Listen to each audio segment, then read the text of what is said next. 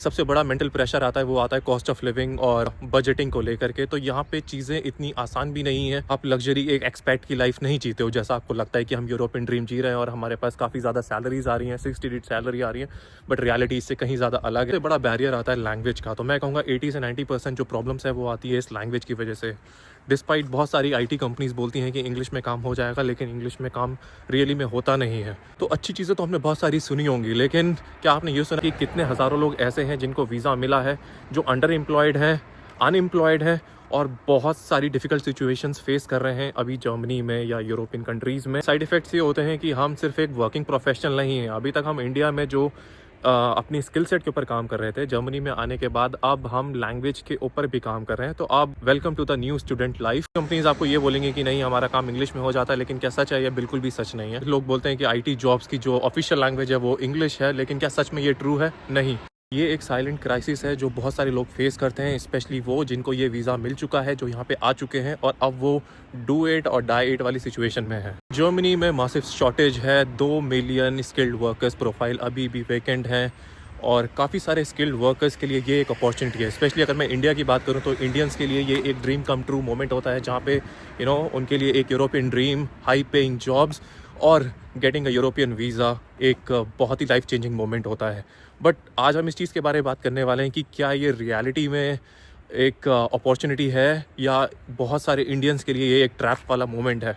तो अच्छी चीज़ें तो हम सब ने सुनी होगी, लेकिन क्या आपको ये पता है कि हंड्रेड्स ऑफ इंडियंस जिनको ये वीज़ा मिल चुका था, skilled worker visa, opportunity visa और कितनी अलग तरीके के वीज़ा से जो यहाँ पे आए थे और अभी वो लिटरली स्ट्रगल कर रहे हैं, अंडर एम्प्लॉयड हैं, अनएम्प्लॉयड हैं और उनके पास सिर्फ एक ही डिसीजन बचता है, या तो इंडिया वापस जाओ या फिर अपनी करंट जॉब में स्टक रहो एंड कॉम्प्रोमाइज़ करो। तो आज का वीडियो इसी चीज़ के ऊपर होने वाला है कि जहाँ पे हम ये गैप देखेंगे कि आपको जब वीज़ा मिलता है तब से and then until you successfully land a good job in Germany या यूरोपियन कंट्री में, तो उसके बारे में हम बात करेंगे। बात करते हैं सबसे बड़े बैरियर की, जो मुझे लगता है लैंग्वेज का बैरियर, जो 80 से 90% लोगों को ये फील होता है और ये रियली में एक बहुत मेजर बैरियर है हमारी ग्रोथ के लिए और हमारी जॉब्स के लिए या प्रमोशन के लिए कह लीजिए। 90% कंपनीज बोलती हैं कि हम मल्टीनेशनल कंपनीज़ हैं और हमारा इंग्लिश में काम हो जाएगा क्योंकि इंग्लिश हमारी ऑफिशियल लैंग्वेज है। लेकिन क्या सच में ये ऐसा होता है? मेरा आंसर है बिल्कुल नहीं, based on my experiences and based on experiences of my friends. तो हर कोई यही बोलता है, आपकी लंच रूम कॉन्वर्सेशंस वो जर्मन में होंगी, आपका वर्क कॉन्ट्रैक्ट जर्मन में होगा। आपको अगर सीरियसली कंट्रीब्यूट करना है बिजनेस मीटिंग्स में या इन डेप्थ टेक्निकल डिस्कशंस में, तो आपको जर्मन कॉन्वर्सेशन की ज़रूरत डेफिनेटली पड़ने वाली है, राइट। तो बहुत सारी चीज़ें ऐसी होती हैं जो कॉन्फिडेंशियल होती हैं, जो डिस्कस करी जाती हैं इंग्लिश में नहीं बट ओनली इन जर्मन, क्योंकि वो एक स्टेक होल्डर मैनेजमेंट का आ जाता है और इसे ट्रस्ट वर्दी मानते हैं। और क्योंकि वो एक लिमिटेड सेट ऑफ ग्रुप के अंदर डिस्कस करी जाती है, तो वो सिर्फ आपके लिए इंग्लिश में बात नहीं करेंगे। तो मेरे हिसाब से अगर आप की पर्सन बनना चाहते हो कंपनी में और इन्वॉल्व होना चाहते हो, सिमिलर फील करना चाहते हो, तो जर्मन लैंग्वेज की बहुत ज़्यादा ज़रूरत पड़ती है। उसके साथ ही मैं कहूँगा कि स्कूल्स में, कॉलेजेस में और बैंक्स में, डॉक्टर की अपॉइंटमेंट में, इवन अगर आप गवर्नमेंट ऑफिसेस में बात करते हो तो आपको जर्मन लैंग्वेज में ही बात करना पड़ता है। यहाँ तक कि आपको अपना रेडियो बिल्स या गवर्नमेंट ऑफिसेस में अगर कोई कंप्लेंट करनी है या बात करनी है तो आपको जर्मन में ही लेटर राइटिंग करके उनको देना पड़ेगा या टेलीफोन पे उनसे बात करनी पड़ेगी। तो इंग्लिश में बात करना तो भूल जाओ, बहुत दूर दूर तक है, क्योंकि ऑफिशियल लैंग्वेज जर्मन है। और हालांकि इन लोगों की इंग्लिश स्किल्स हम लोगों से कहीं ज़्यादा अच्छी होती है, लेकिन सच मायने में ये लोग बात करना पसंद नहीं करते हैं, क्योंकि नंबर 1 ये अपनी लैंग्वेज को हमेशा प्रेफर करते हैं और कहीं ना कहीं ये डर भी है कि हम लोग बहुत हद तक इन लोगों से इनकी जॉब्स या इनके रोल्स हम इनसे ले लेंगे। सेकेंडली इनका अपनी लैंग्वेज के लिए प्यार भी है। मैं कहूँगा जो ये अपनी लैंग्वेज को हमेशा सुपीरियर रखते हैं, तो why English over German. So that's one thing. Side effects ये होते हैं कि हम सिर्फ एक वर्किंग प्रोफेशनल नहीं हैं। अभी तक हम इंडिया में जो अपनी स्किल सेट के ऊपर काम कर रहे थे, जर्मनी में आने के बाद अब हम लैंग्वेज के ऊपर भी काम कर रहे हैं। तो अब welcome to the new student life, जहाँ पे हम एक लैंग्वेज सीख रहे हैं, जहाँ पे हम एक अपने आइडियाज़ को एक्सप्रेस करने के लिए एक नई लैंग्वेज सीख रहे हैं। और उसको सीखना इतना मैं कहूँगा आसान नहीं है कि आप 6 महीने में सीख जाओ। इसमें टाइम लगता है, लोग 2 से 4 साल तक इसे लगा देते हैं और उसके बाद भी to become business fluent in this language it is time consuming and it requires motivation. तो मैं कहूँगा be prepared for this. It's not something bad. But मैं यही कहूँगा कि एक बहुत बड़ा सेटबैक या चैलेंज है। अगर आप इसको पॉजिटिव आउटलुक से देखेंगे तो ही आगे बढ़ पाएंगे। जो दूसरा बड़ा प्रॉब्लम मेरे को दिखता है वो है कि रिकग्निशन ऑफ क्वालिफ़िकेशन। तो अगर आप देखेंगे कि इंडिया से आप आ रहे हो, आपके पास 5 साल 10 साल का एक्सपीरियंस है और एक इंडियन मल्टीनेशनल कंपनी का एक्सपीरियंस है और आप जर्मनी में आते हो, तो ये मत सोचो कि आपके रेलेवेंट के इक्विवेलेंट ये लोग आपको जो है वो प्रमोशन दे देंगे या आपको डेजिग्नेशन दे देंगे। जर्मनी में ये हालांकि अनस्पोकन है, लेकिन ये रियलिटी है कि अगर आप यहाँ पे आते हैं तो ये लोग प्रेफर करते हैं उन लोगों का जिनके पास में लोकल जर्मन एक्सपीरियंस हो, जिनके पास यहाँ की जर्मन कंपनीज़ में काम करने का रियलिटी में एक्सपीरियंस हो।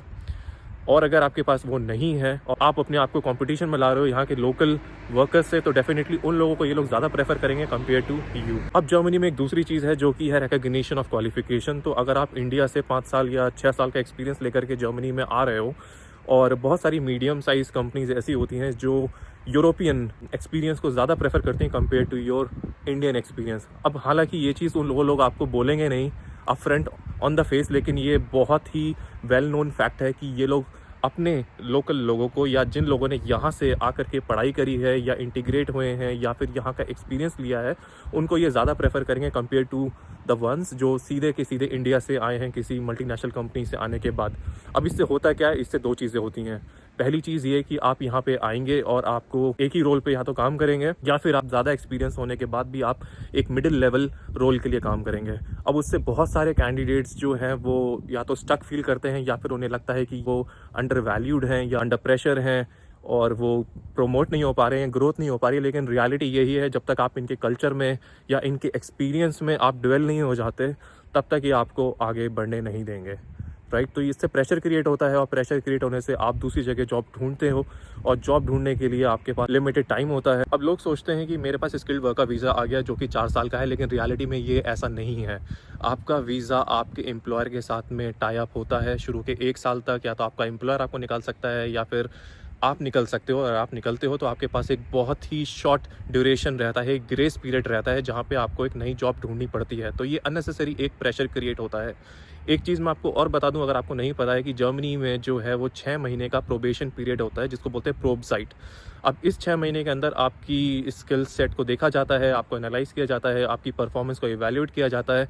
और आप समझ सकते हो कि करंट मार्केट सिचुएशन को देखते हुए फ्रीक्वेंट हॉपिंग करना एक जॉब से दूसरी जॉब में काफ़ी ज़्यादा रिस्की हो सकता है और आप अपनी जॉब लूज़ कर सकते हो। तो प्लीज़ अवॉइड करिए, मार्केट एवेल्यूएट करिए, अपनी स्किल सेट को चेक करिए और उसके बेसिस पे आप जॉब सर्च कर सकते हैं। सबसे बड़ी प्रॉब्लम जो आती है वो आती है यहाँ की बजटिंग, लाइफस्टाइल और कॉस्ट ऑफ लिविंग की।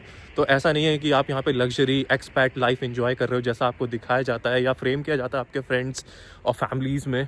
लेकिन रियलिटी ये है कि 40 से 45% का जो आपका पैसा है वो टैक्सेस, पेंशन्स, इंश्योरेंस और रेंट में चला जाता है। तो आप जिस तरीके से अर्न करते हो आपका उस तरीके से ये स्पेंड आउट भी होता है। तो आप बात कर लो किसी बड़े शहर की, फ्रैंकफर्ट, हैम्बर्ग, म्यूनिक, इन सब के रेंट जो है वो स्काई रॉकेटिंग है। ये बहुत ही ज़्यादा एक्सपेंसिव सिटीज़ हैं। तो घर लेना तो बहुत दूर की बात, घर का किराया देना भी अपने आप में एक बहुत बड़ा स्ट्रगल है। पहले घर ढूंढना मुश्किल है, उसके बाद घर का किराया देना अपने आप में एक बहुत बड़ी हेडेक बन जाती है। आप सिंगल हो फिर भी ठीक है, लेकिन अगर आपकी फैमिली है, family of 4, then surviving it's becoming difficult day after day. तो मैं यही कहूँगा कि बहुत ज़्यादा प्लानिंग की ज़रूरत पड़ती है, बहुत ज़्यादा कैलकुलेटिव। हर समय कैलकुलेटर खुला रहता है एनआरआईज़ के हाथ में और उनके डेस्कटॉप में एक विंडो खुली रहती है जिसमें वो हमेशा कैलकुलेट करते हैं कि कहाँ से हम पैसा बचा सकते हैं और किस तरीके से हम अपने फैमिली और लाइफस्टाइल को कट डाउन करके अपनी लाइफस्टाइल को मेंटेन कर सकते हैं। तो ये एक फैक्ट है, I am sorry but then this is true. यहाँ पे अपॉर्चुनिटी कार्ड पे आते हैं, वो अपनी फैमिली सेविंग्स के साथ में आते हैं। मैं मान के चलता हूँ ऑन एन एवरेज अप्रॉक्सीमेटली 20 से 25 लाख रुपए वो साथ में लेकर के आते हैं। तो वो एक एडिशनल मेंटल ट्रॉल उनके सर के ऊपर है कि वो अपनी फैमिली सेविंग्स को लेकर के आए हैं। उनकी वीज़ा की डेट्स अभी नियर हो रही है और उनके पास एक लिमिटेड टाइम है अपने आप को प्रूव करने का और अपने आप को स्टेबल करने का इस टफ जर्मन मार्केट में। तो ये एक रियलिटी है, एक हार्ड ट्रूथ है, लेकिन everybody who is coming here वो ये सिचुएशन फेस करता है। Guys I am very sorry, लेकिन मैं ये इंप्रेशन नहीं देना चाहता कि यहाँ पे सब होपलेस है। यहाँ पे सारी चीज़ें हैं भी, काफ़ी चीज़ें अच्छी हैं। बहुत सारे लोग ये सोचेंगे कि मैं ये सब बातें क्यों कर रहा हूँ जबकि मैं यहाँ पे हूँ। लेकिन ये इसीलिए है क्योंकि मैं आपको एक रियल पिक्चर दिखा रहा हूँ कि जर्मनी की करंट रियलिटी क्या है। बाकी rest it's up to you, it's your decision, it's your life, how you do it. लेकिन कुछ एडवाइसेस मेरी तरफ से ये रहेंगी आप लोगों के लिए कि अगर आप यहाँ पे आ रहे हैं तो कुछ टू डूज़ हैं जो आप मिस नहीं कर सकते। वो है कि एक लैंग्वेज स्किल, तो मैं यही कहूँगा कि aim for C1 level of German skills, but at least अगर आप यहाँ पे आते हैं तो मिनिमम B2 लेवल लेकर के आएंगे। अगर आप B2 लेवल जर्मन सीख करके आते हैं तो काफ़ी हद तक चीज़ें आसान हो जाती हैं, काफ़ी हद तक आप अपने आइडियाज़ को आर्टिकुलेट कर सकते हैं, काफ़ी हद तक आपके फ्रेंड्स बन सकते हैं और आप चीज़ों को समझने लगते हैं, आपका पार्टिसिपेशन बढ़ जाता है। तो 90% of your problems, trust me, आसान हो जाएंगी जब आप यहाँ पे लैंग्वेज सीख करके आएंगे। अपॉर्चुनिटी कार्ड के वीज़ा पे कि हम अपॉर्चुनिटी कार्ड से यहाँ पे आ जाते हैं, उसके बाद में अपने आप को प्रिपेयर करेंगे, जॉब ढूंढेंगे, तो उसमें आप बहुत ज़्यादा टाइम लूज़ करते हो।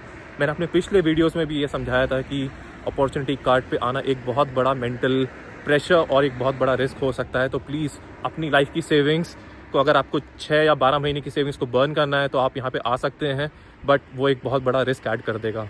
तीसरी चीज़ मैं ये बोलना चाहूँगा कि आप प्लीज़ लोगों से यहाँ पे कनेक्ट करिए। लिंक्डइन, सोशल मीडिया सबसे ज़्यादा यूज़ करिए, लिंक्डइन यूज़ करिए लोगों से कनेक्ट करने के लिए। मैं कहूँगा सबसे पहले अपने इंडियंस से कनेक्ट करिए जो कि किसी कंपनी में काम कर रहे हैं, उनसे पूछिए कि इनसाइट कैसी उस कंपनी के बारे में, अप्लाई करिए, अपने नेटवर्क बनाइए। उसके बाद एक स्टेप आगे बढ़िए, जर्मन रिक्रूटर्स के साथ कनेक्ट करिए और उन्हें अपना प्रोफाइल, अपना CV और अपना कवर लेटर उनके साथ शेयर करिए, वो हेल्प हो सकता है। और जर्मनी आने के बाद में यहाँ पे काफ़ी सारे मीटअप्स होते हैं, मैं कहूँगा उसमें आप पार्टिसिपेट करिए, जहाँ पे इंग्लिश, जर्मन आप कल्चर सीखते हो, आप नेटवर्किंग करते हो, और नेटवर्किंग बहुत ज़्यादा हेल्प करती है आपके प्रोफेशनल और पर्सनल ग्रोथ में।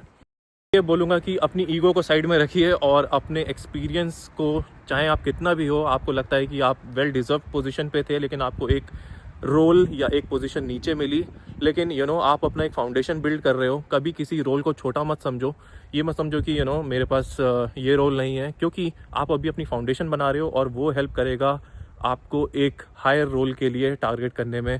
याद रखिए कि जर्मनी में एक्सपीरियंस मैटर करता है। ये मैटर नहीं करता कि आपका कितना number of years of experience है, आपकी नॉलेज और आपकी स्किल सेट के बेसिस पे ये लोग आपको प्रमोट करते हैं। तो सबसे पहले कोशिश करिए, भले ही आपका जॉब रोल उतना हायर ना हो या आप एक रोल नीचे काम कर रहे हैं, लेकिन एक अच्छी स्ट्रैटेजी बिल्ड कर सकते हैं।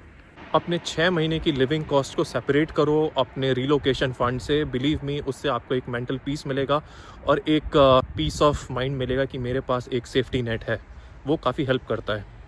तो the idea of this video was कि आप लोगों को वेल प्रिपेयर्ड करने के लिए और किस तरीके से आप जर्मनी आ सकते हैं एक स्टेबल करियर बनाने के लिए। और जर्मनी उन्हीं के लिए है जो एक लॉन्ग टर्म ग्रोथ के बारे में सोचते हैं। तो अगर आपका इनिशियल इंटीग्रेशन अच्छे से हो जाता है यहाँ पे, या आप वेल प्रिपेयर्ड होकर के आते हो, तो ट्रस्ट मी, ये बहुत ही अच्छी कंट्री है अपॉर्चुनिटीज़ के मामले में।